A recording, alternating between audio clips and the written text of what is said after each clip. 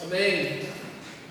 Nós estamos nessa série de mensagens olhando firmemente para Jesus, o líder, o autor e aperfeiçoador, o consumador da nossa fé, nesses momentos de luta, nesses momentos de dificuldades, nesses momentos de grande desafio, como temos passado, não apenas como igreja, como sociedade, como nação. Precisamos mais do que nunca olhar para Cristo Jesus, o nosso Senhor, o líder e aperfeiçoador da nossa fé. E hoje eu gostaria de meditar com você sobre essa frase do livro de Hebreus, onde estamos, nesse livro tão maravilhoso de Hebreus. Eu gostaria de meditar especificamente nessa frase: deixemos-nos levar à perfeição.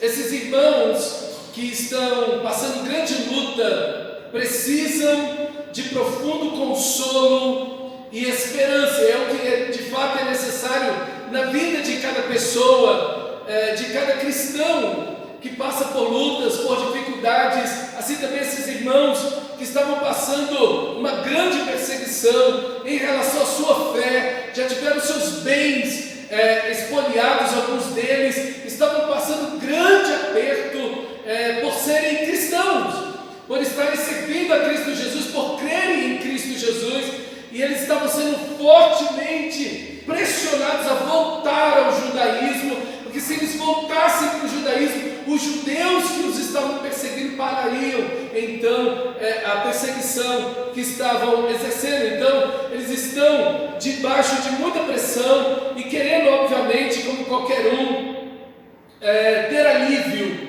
E naturalmente, infelizmente, eles acabam perdendo o crescimento espiritual, perdem a visão da pessoa e da obra de Cristo.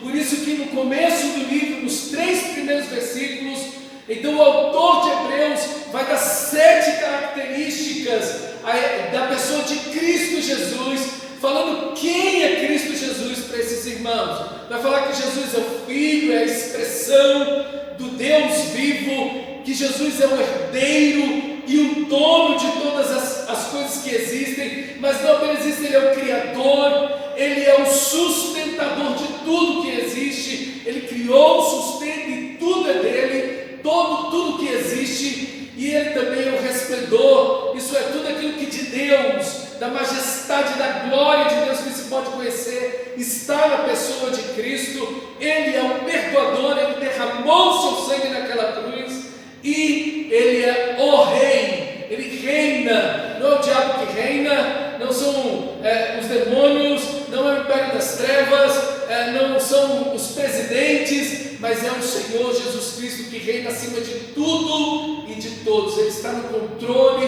no comando de todas as coisas. Então, nesses 3 primeiros versículos do livro de Hebreus, então o autor abre os olhos dos seus ouvintes para verem a Cristo Jesus. E na semana passada, no capítulo 2, versículo 14, nós vimos a salvação de Jesus, como Ele se identifica conosco.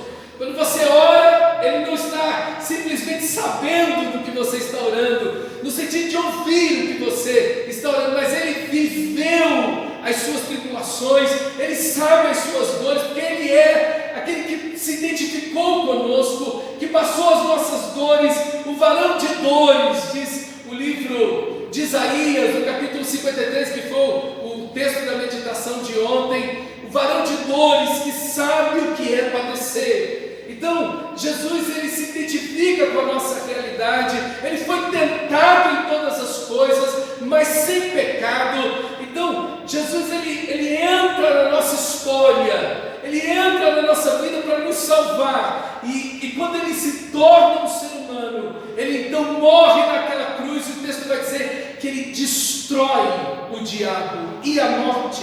Ele traz uma vitória plena para os seus filhos, para os cristãos, para os filhos de Deus. Então nós recebemos essa vitória plena em Cristo Jesus, e o texto me chama essas 5 respostas diante da identificação de Jesus e da sua vitória na sua morte e ressurreição. É lembrar do chamado celestial. quem te chamou foi Deus. Você foi chamado pelo próprio Deus. Você deve guardar o seu coração de toda incredulidade. Você também deve ter temor de Deus e esforçar-se em todo tempo. Você deve crescer, e aí o texto vai dizer que nós devemos ter intrepidez para entrar no Santo dos Santos, para desfrutar da presença de Cristo Jesus. Devemos também encorajar os irmãos uns aos outros a permanecer fiéis na fé, nas boas obras e a não deixar de vir ao culto. Essa expressão que é muito usada no livro de Hebreus, e não deixemos de congregar, como é costume de alguns já naquela época. Você vê a importância que desde a igreja do primeiro século existe em relação ao culto. Havia em Jerusalém culto todo dia, e aqui o autor de Hebreus está falando: olha, não deixem de vir para o culto, venham para o culto. É muito importante que vocês estejam presentes. Então a igreja é fortalecida, é consolada tanto pela pessoa de Jesus, por quem Ele é, mas também pela salvação que Ele nos concede, essa vitória plena que Ele nos dá na cruz do Calvário. Mas agora o autor de Hebreus vai mostrar para os seus ouvintes que as tribulações, que as lutas, que as perseguições, que o sofrimento também são importantíssimos momentos para crescer espiritualmente.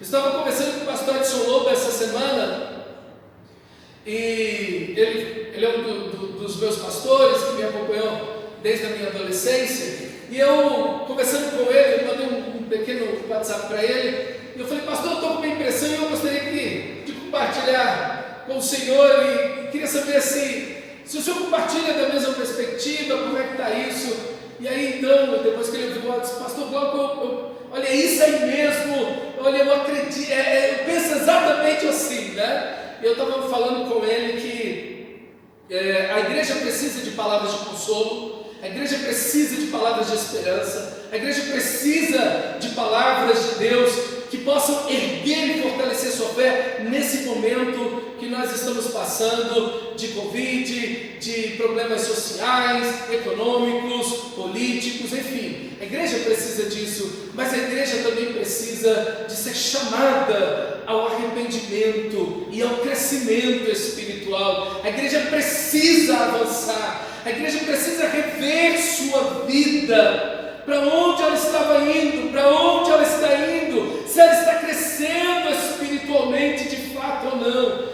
E então a igreja precisa ser levada à sua missão. Essas três coisas, essa tríade, é necessário que nós preguemos sobre isso. Eu estava falando para ele falou: pastor Glauco, é exatamente isso. Eu falei: pastor, minha impressão é que a gente ouve apenas palavras ou pregações sobre motivação, sobre consolo, sobre esperança, o que está muito bom, o que está extremamente importante, mas não podemos parar aí, não podemos parar aí. A igreja precisa dar uma resposta de crescimento nesse momento, a igreja precisa dar uma resposta de arrependimento nesse momento, a igreja não pode abandonar a sua missão nesse momento. A igreja precisa pregar o Evangelho a toda criatura, porque as pessoas, se nós cristãos que temos a esperança, precisamos ser lembrados dessa esperança continuamente. Imagine aqueles que estão sem esperança. Sem esperança, diz o texto sagrado, e sem Deus no mundo. Imagine como essas pessoas não precisam do Evangelho, da graça de Deus, do amor de Deus. Então a igreja precisa se mover. E o pastor Edson Lobo estava falando para mim: pastor, eu pensei mesmo, eu concordo 100% com você. E a gente estava conversando um pouco sobre isso. Meus irmãos, a igreja precisa crescer. Nós somos chamados a crescer. Olha o que esse texto diz, capítulo 6 de Hebreus, versículo 1: por isso, pondo de parte os princípios elementares da doutrina de Cristo, deixemos-nos levar para o que é perfeito, não lançando de novo a base do arrependimento de obras mortas e da fé em Deus, o ensino de batismo, da imposição de mãos, da ressurreição dos mortos e o juízo eterno. Isso faremos se Deus permitir. Aí estão os fundamentos, 6 fundamentos, né, das doutrinas de Cristo que estão aí no texto. Ele está dizendo: olha, isso aí vocês, a gente não tem que estar falando mais disso. Nós temos que avançar na nossa fé, nós temos que caminhar para aquilo que é perfeito. E é linda essa ideia, deixemos-nos levar, porque esse verbo levar aí no grego, ele está na voz passiva, isso é, o sujeito recebe a ação, Deus está impulsionando a sua igreja. É como um barco à vela, de fato, onde o vento vai dando e vai levando, batendo naquela vela, enchendo a vela e impulsionando aquele barco em direção à frente. É isso que Deus quer fazer conosco. Esse verbo significa carregar, mover um objeto com indicativo de força e velocidade. A pergunta que temos que fazer é essa: qual a velocidade e direção que o Espírito Santo quer conduzir a sua vida, meu amado irmão?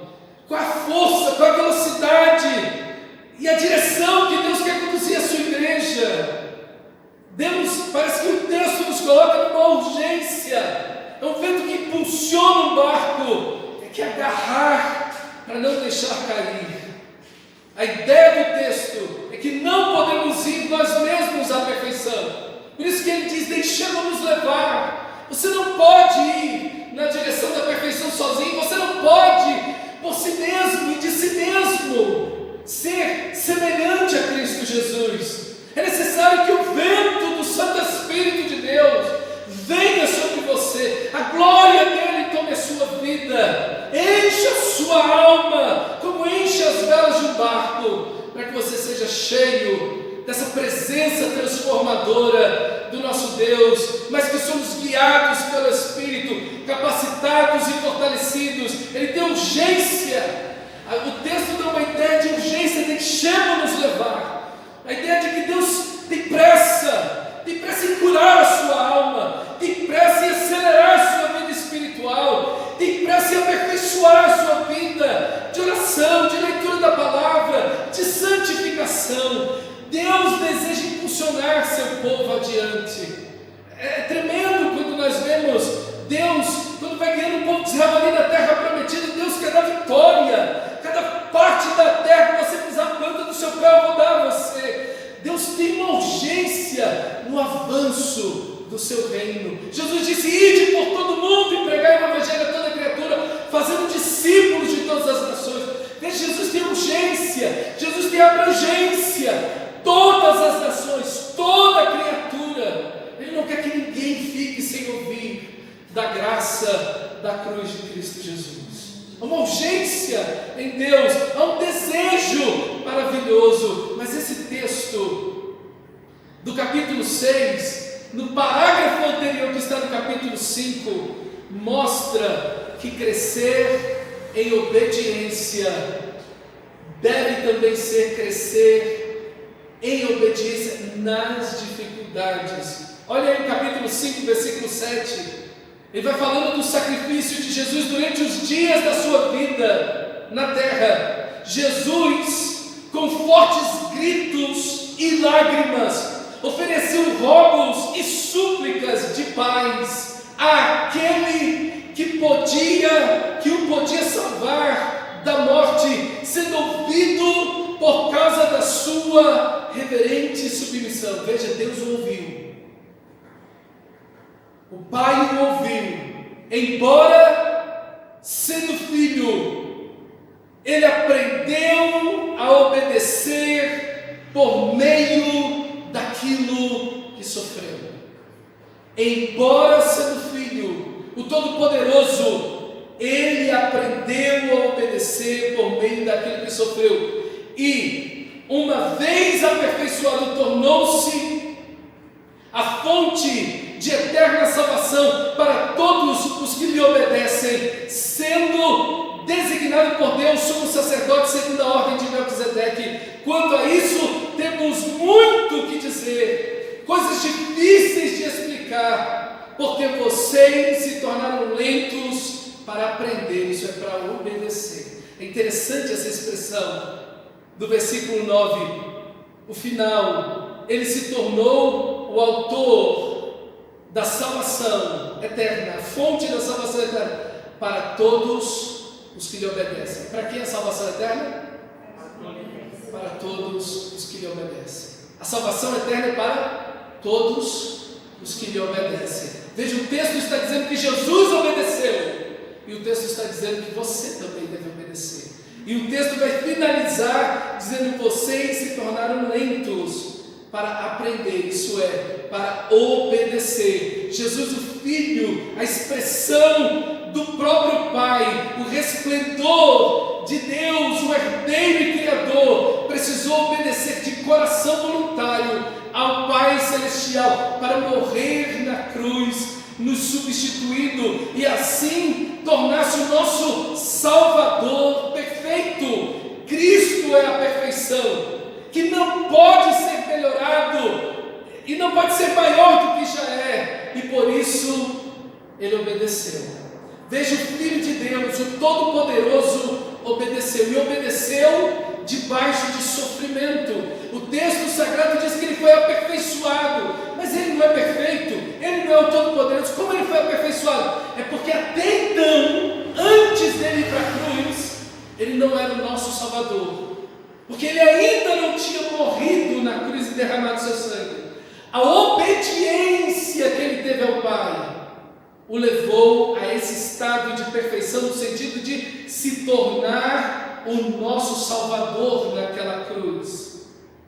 Veja, meu irmão, como a obediência é importante. Sobre o maior de todos os sofrimentos que o ser humano pode passar, Jesus obedeceu.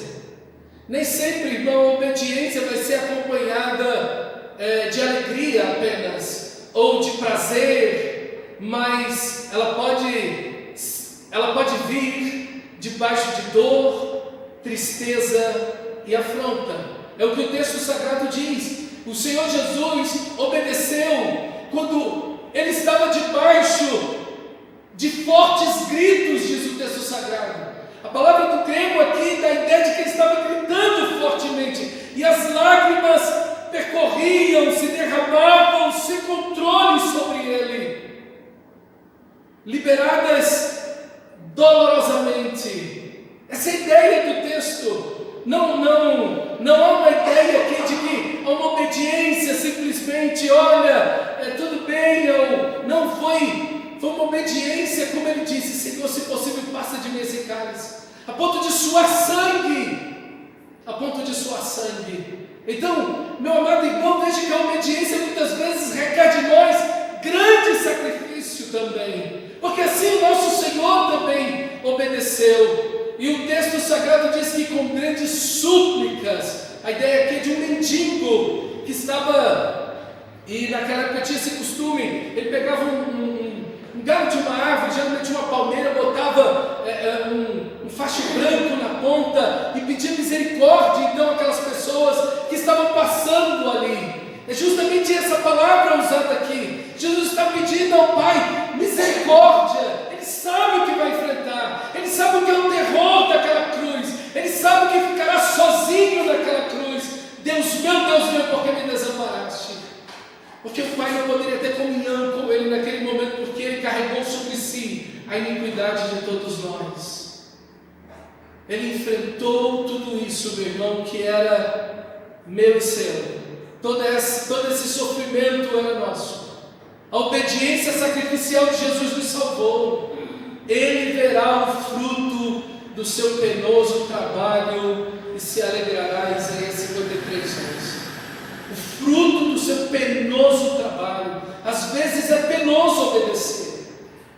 Às vezes não é fácil simplesmente obedecer a palavra de Deus, seguir os princípios da palavra de Deus. Às vezes é com luta, às vezes é com sofrimento que vamos fazer isso, mas o nosso Senhor também fez, e há fruto, há um resultado desse penoso trabalho. Às vezes você vai obedecendo, meu irmão, e às vezes você vai debaixo de luta, de sofrimento, mas você vai ver lá na frente o resultado da sua obediência. O resultado da sua obediência. Quantas pessoas fazem grandes sacrifícios por coisas muito boas. Às vezes querem passar no curso, no concurso, no vestibular, estudam, ou às vezes querem comprar alguma coisa, se esforçam, economizam, trabalham. São coisas boas. Por que não vamos fazer isso por aquilo que é eterno? Por que não vamos fazer isso por aquilo que durará para todo sempre?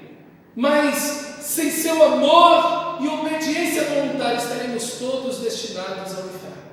A obediência dele, tão dura, tão difícil, debaixo de tantos gritos fortes de angústia e lágrimas poderosas, resultou na sua salvação, resultou na salvação de todos nós. Quando obedecemos, nos tornamos aquilo que Deus deseja que sejamos.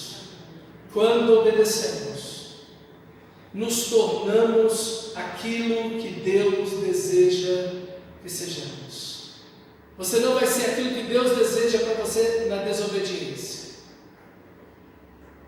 Você não vai ser aquilo que Deus deseja se você não tomar a obediência acima de qualquer coisa na sua vida. Obedecer a Deus, como disse Pedro, importa agradar a Deus antes que aos homens. Jesus é o exemplo máximo de amor e obediência ao Pai Celestial que todos os cristãos devem seguir. Um morreu por todos, logo todos morreram. 2 Coríntios 5,14. Irmãos, os irmãos hebreus perderam a perspectiva de quem é Jesus.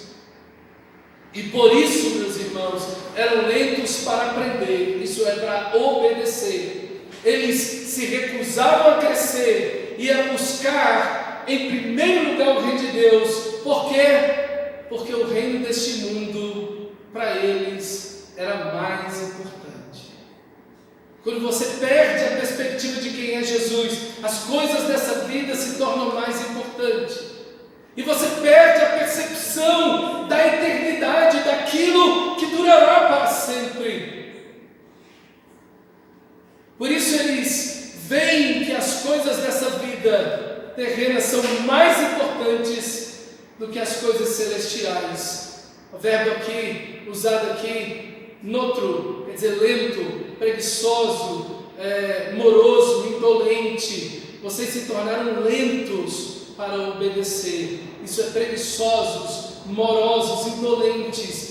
Indolente é o relaxado, né? Deixa a coisa de qualquer maneira, para qualquer hora, se der eu faço. Esse é um indolente, né? E aí o resultado é que eles são crianças da fé, porque lhes falta obediência. Quando desobedecemos, nos tornamos o oposto daquilo que Deus deseja que sejamos.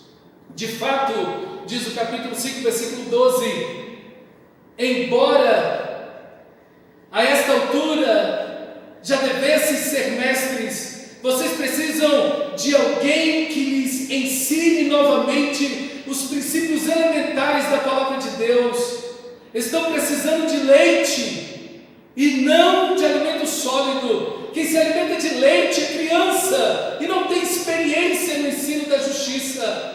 Mas o alimento sólido é para os adultos, os quais, pelo exercício constante, tornaram-se aptos para discernir tanto bem quanto mal.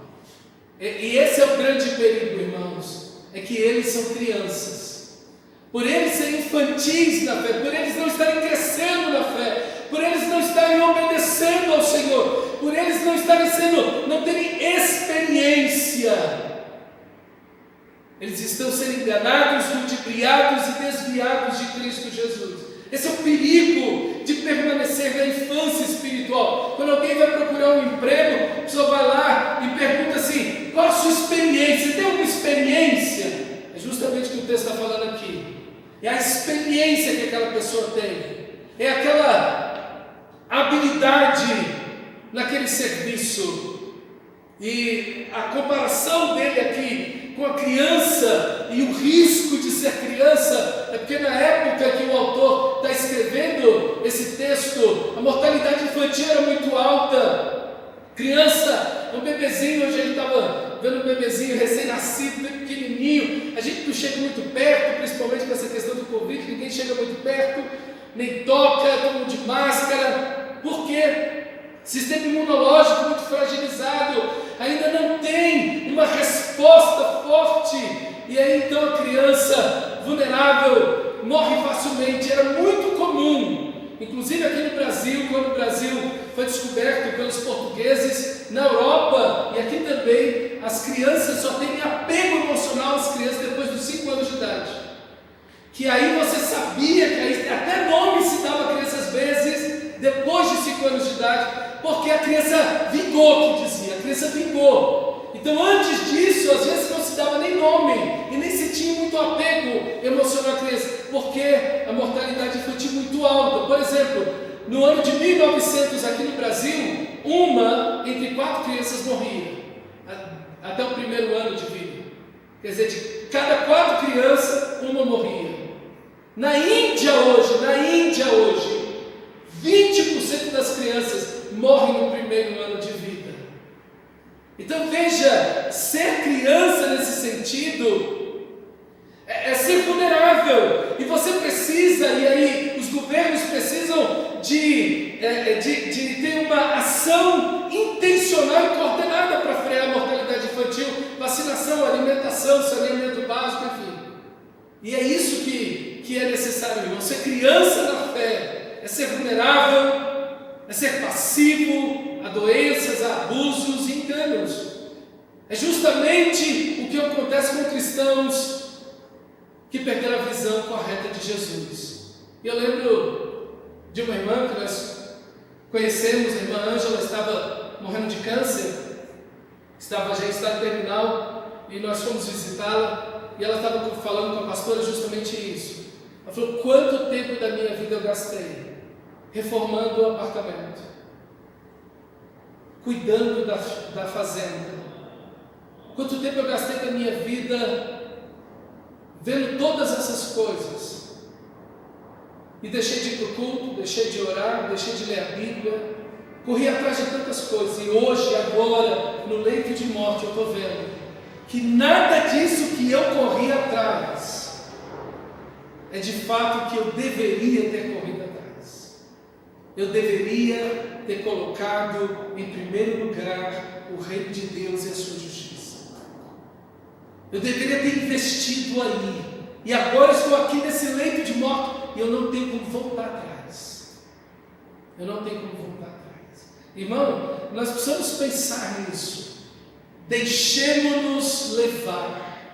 Deus quer nos impulsionar, o Espírito Santo quer nos impulsionar na direção do crescimento espiritual, em sermos experientes na verdade, na justiça. O Espírito Santo nos capacita com o seu amor, com o seu poder, mesmo sabendo que não podemos ser perfeitos nessa vida. E aqui talvez tenha algo que pega muito crente, pega muito cristão.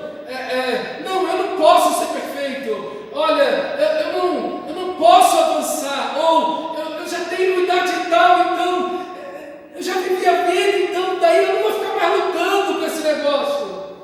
E a gente vai ver, irmãos, que Deus toma pessoas de idade, como Moisés com 80 anos, como Paulo com 40, naquela época já idoso. E eles vão e enfrentam, e são transformados, e crescem, e avançam. Deus escolheu idosos para trabalhar, para fazer a sua obra. Então não existe essa questão de idade, não existe essa questão de momento. Avance na fé, meu irmão, mesmo que você e eu não cheguemos à perfeição nessa vida, e não vamos chegar. Mas isso não quer dizer que você deve se acomodar. Pelo contrário, é o que o texto sagrado de Romanos diz: não os conformeis com este século. Você não pode se conformar com o estado, com o momento, com a situação da sua vida. Você não pode permanecer criança na fé por mais tempo. Idade espiritual, meu irmão, não quer dizer tempo de igreja. Conheço muita gente de igreja, 20, 30 anos de igreja, e aí tem um bebezão na fé, é infantil na fé,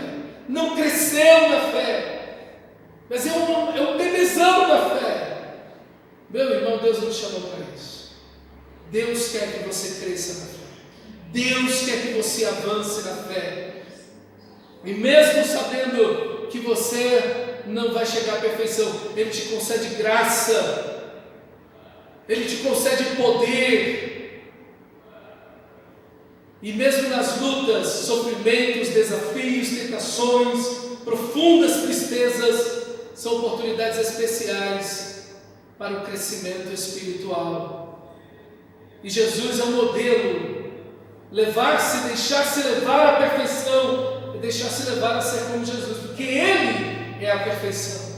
Ele é o modelo, Ele é o alvo, Ele é o nosso objetivo de sermos como Ele, em busca da imagem dEle em nós. É isso que o texto sagrado nos chama.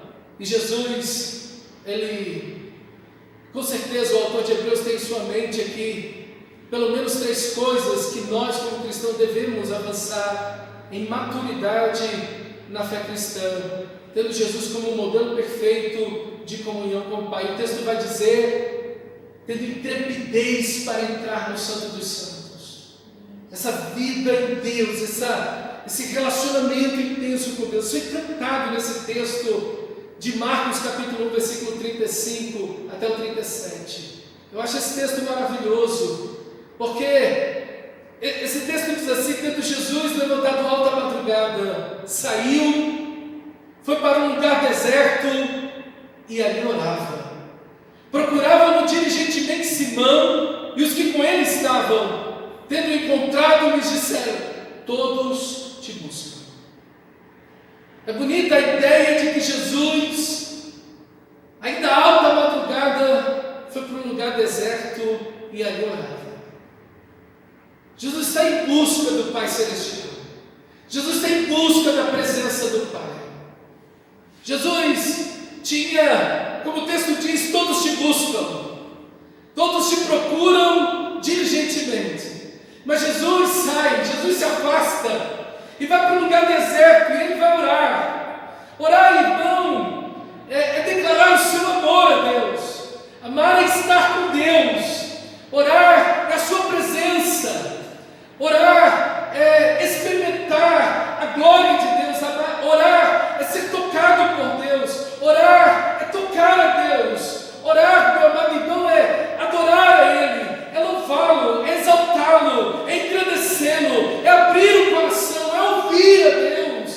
Como precisamos orar, como necessitamos da presença de Deus, como precisamos de multiplicar a nossa vida de oração, como Paulo vai dizer: orai sem cessar. A oração nunca é a oração que brota da alma, não é uma oração mecânica, repetitiva, como se fosse uma reza, mas a oração verdadeira, que parte de um coração sincero e genuíno, que ama o Senhor da glória.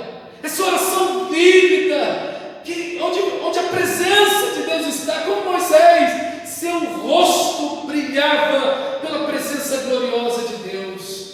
Essa oração, meu irmão, e é que nós precisamos. Essa presença de Deus é um privilégio para mim e para você. A oração é um privilégio para a gente orar. Jesus precisava orar, Jesus precisava estar com o Pai. Jesus sentia sede, fome, necessidade da presença do Pai. Quantos cristãos perderam isso?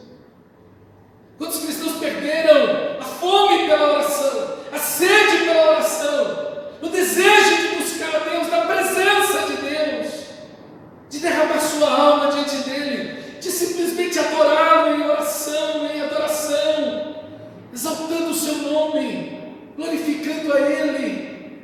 Como está a sua vida de oração, meu irmão? Nós precisamos crescer em oração, não como uma obrigação, mas como relacionamento com o Senhor, como relacionamento vivo com Deus. Por isso que a oração não pode ser aquela coisa mecânica, não pode ser aquela coisa repetitiva, não pode ser aquela coisa forçosa. Ela precisa partir da alma, do coração. Por isso ela não tem um limite, ela não tem nela um lugar específico, não tem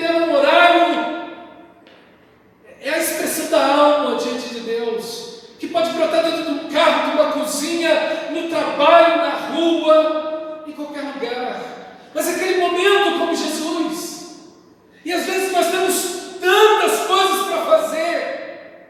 Se você ler o versículo, o parágrafo anterior desse de Marcos 1,35, os versículos anteriores vão dizer que tinha uma multidão na porta da casa, o vilarejo inteiro, centenas de pessoas estavam na porta da casa de Pedro, onde Jesus estava. E as pessoas estavam ali para serem curadas, libertas de demônios, para ouvirem a palavra de Deus. O texto vai dizer que todos te buscam, todos estão procurando Jesus diligentemente. E às vezes nós estamos assim, há tanta coisa para fazer, há tantos afazeres. Jesus não está ali orando, meu irmão, porque ele está à toa. É porque antes de fazer a obra de Deus, ele precisa estar com Deus. Ele precisa da presença de Deus. Mas importante é estar com o Senhor do que todos os afazeres que você tem que fazer. Como disse Jesus a Marta: Marta, Marta, você sempre está correndo, agitada. Maria sentou aos seus pés de Jesus. Ela escolheu a melhor parte, e isso não lhe será tirado. Mais importante do que o almoço é a presença de Deus. É a presença de Deus. Mais importante que qualquer coisa na sua vida é a presença de Deus. Irmãos, eu não sei quão sério nós levamos a oração. Talvez um dos textos que mais me impressiona em relação à oração é aquele de Daniel, quando o rei, enganado pelos inimigos de Daniel, baixa um decreto e diz que ninguém por 30 dias vai orar a nenhum Deus, a não ser ao rei. O rei entrou na posição de Deus e dos deuses da Babilônia e dos Medo-Persas, enfim. E ali então, Daniel sabe daquilo. E Daniel orava 3 vezes por dia. 3 vezes por dia. E Daniel era o governador, o administrador da maior cidade do mundo naquela época. Ele não era um homem desocupado. E ele 3 vezes por dia parava para orar. Quando ele soube desse decreto, ele foi orar. Ele poderia ter orado no coração dele, ele poderia ter orado na mente dele. Ele tinha a casa dele, podia ter fechado a porta, fechado as janelas e orado. Nada o impedia de orar. Mas ele abria as janelas e orava. E ele não mudou a oração dele por causa da perseguição. Ele não diminuiu a oração dele, porque ele estava em luta, porque ele estava em enfrentamento, porque ele estava sendo perseguido, porque ele estava velho. Ele abriu a janela e começou a orar, como sempre ele fazia, 3 vezes por dia. Por isso ele foi para a cova dos leões, porque ele preferiu ir para a cova dos leões do que parar de orar. E você? Será que nós levamos a sério a oração assim? Será que a oração é algo tão sério para a gente como... Você acha que você pode sobreviver nesse mundo sem oração? Você acha que você pode... Sua vida espiritual vai sobreviver sem oração? Ser uma vida de oração séria, profunda, intensa. Eu quero dizer para você que sua vida espiritual jamais sobreviverá sem oração. Não haverá fervor, não haverá ardor, não haverá paixão, nada disso. Você não vai passar apenas de um boneco com um título de cristão, apenas um crente morto, um nominal. É isso que alguém que se diz cristão não leva a vida de oração a sério, irmão. Como John Piper diz, se você não orar, você vai morrer. E de fato, não há vida cristã que subsista sem uma vida poderosa e intencional de oração. Você precisa crescer na oração. Jesus deixou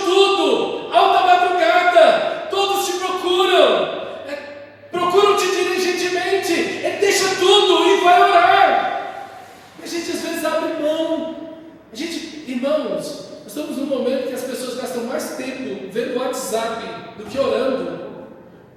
Isso é uma vergonha para a gente. Como é que nós não vamos ser simplesmente crianças? Porque gastamos mais tempo com tudo do que com a oração. A oração fica lá em algum canto da nossa vida. Às vezes no final do dia, aquela coisa mal feita ali, Senhor, e papum, acabou. Vida de oração profunda, sincera, plena, comunhão com Deus. Mas Jesus também nos ensina, ele é o modelo perfeito de uma vida centrada em Deus. O mesmo texto. Tendo se levantado alta madrugada. Como você viu, pessoas estão buscando Jesus. Mas Jesus organiza a sua vida. Para que a sua vida esteja centrada em Deus. A primeira coisa do dia de Cristo Jesus. A primeira coisa do dia dele. Antes de fazer qualquer coisa, antes de enxergar qualquer pessoa, antes de qualquer fazer, antes de qualquer coisa, em primeiro lugar, lá está. Sua vida está centrada em Deus. Ele tem tantas coisas a fazer. Jesus tem centenas de quilômetros a percorrer. Cidades e aldeias vizinhas onde ele vai andar e pregar o Evangelho. Mas a primeira coisa que ele vai fazer no dia é orar. É a presença. Sua vida está centrada em Deus. Todo o demais depende desse momento. Tudo na vida dele depende desse instante. Ele não pode simplesmente acordar e sair fazendo mil e uma coisas. Ele precisa disso. Da presença de Deus, da direção de Deus, da glória de Deus, do amor de Deus, de beber da presença de Deus, de ser cheio do Espírito Santo, cheio da presença de Deus, tomado pela glória de Deus. É a primeira coisa do dia. Eu não sei qual é a primeira coisa que você faz no dia. Mas Jesus está nos ensinando aqui que não há nada mais importante do que a presença de Deus. Então, se organize para isso. O texto mostra que Jesus se organizou para esse momento. Tendo-se levantado alta madrugada, saiu para o lugar deserto e andou. E se organizou para isso. Não foi um acidente, perdi o sono. Então vou orar. Não tem nada para fazer. E hoje o relógio despertou mais cedo. Então eu vou orar, porque até da hora de eu sair alguma coisa assim. Não foi assim.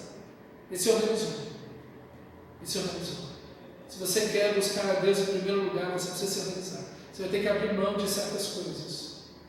Quer dizer, eu preciso me organizar, começando no meu dia anterior, para poder acordar amanhã de manhã e orar. Eu preciso me coordenar para isso. Por quê? Porque a coisa mais importante para mim é a presença de Deus. Eu posso deixar, eu posso perder qualquer coisa, eu não posso perder a Deus na minha vida. Isso é maturidade, irmão. Isso é extraordinário. Mas Jesus também é um modelo de perfeito serviço missionário. Tendo se levantado alta madrugada, saiu para um lugar deserto e ali orava. Procuravam diligentemente Simão e os que com ele estavam. Tendo encontrado, disseram: todos te buscam.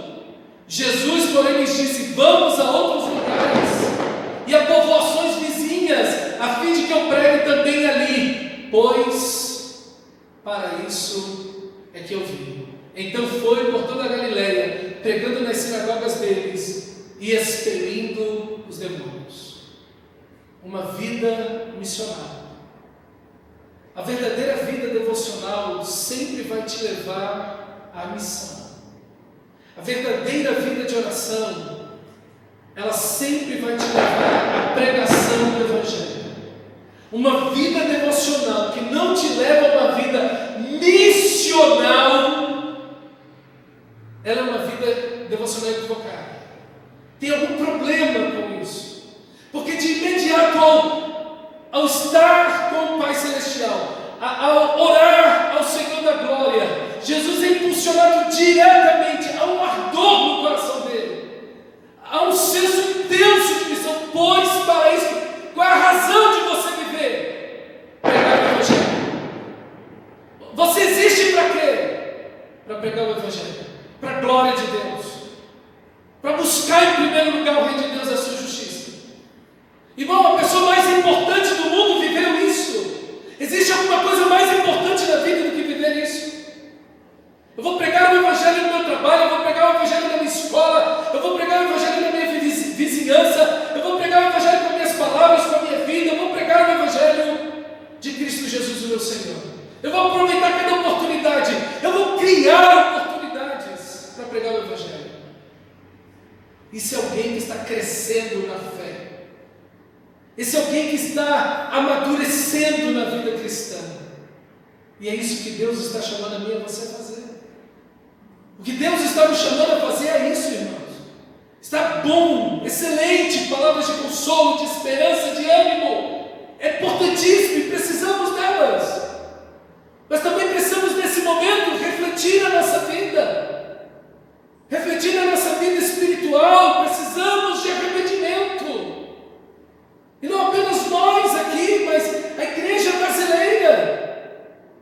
E precisamos de pregar o Evangelho, falar do amor, da graça salvadora de Cristo Jesus, da esperança a essas pessoas, chamá-los ao arrependimento. A vida em Deus. Onde estão os pregadores da psicologia positiva? Onde estão os coaches? Onde estão os piadistas? Onde estão esses pregadores? Esses palestrantes? Sumiram, não é? A mensagem deles não presta para nada no momento desse. Mas nós pregamos a Jesus Cristo crucificado. Aleluia. Esperança, vida, restauração, salvação, libertação, glória de Deus. Glória de Deus. Que Deus use sua vida, meu irmão. Que Deus faça você crescer para a glória dele. Que você abandone a infância espiritual e vá adiante, deixando-se levar para aquilo que é perfeito para a glória de Deus. Para a glória de Deus. Põe-se em pé, por favor. Vamos orar ao nosso Deus.